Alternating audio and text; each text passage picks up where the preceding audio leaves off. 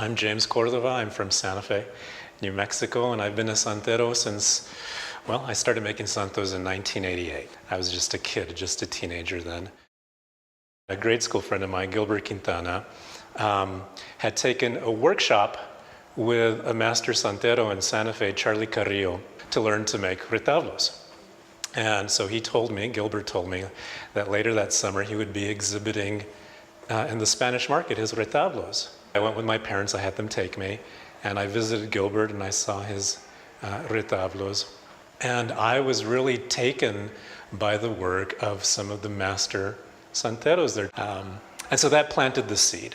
And that same day, I remember it rained later the same day, but that same day, I went in the rain into our little pile of wood in the backyard and grabbed a piece of pine, like an 8x10 piece of pine, and I had my dad saw some small panels for me, and I took my cheap set of watercolors and started painting directly onto the wood. I didn't know about process or materials, but I thought, I think I can do that.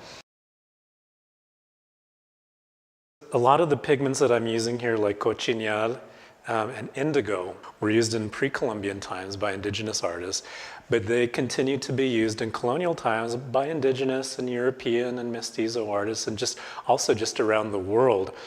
I like making my own pigments, and my pigments, by the way, I do some store-bought stuff, some commercial stuff, and my own stuff. There's something about cochineal that I can manipulate it in a way. I like how it goes on. I like how it goes on to the gesso. There's something about it that it's different when you make it yourself than when you buy it store-bought. So cochineal is, it's a beetle, actually. It's a type of beetle that grows on the nopal cactus, and it's indigenous to Mexico and parts of South America. We think it originated around Oaxaca. And you can produce different kinds of colors, from almost black to blood red to, it depends on how you process it. But it's that little beetle.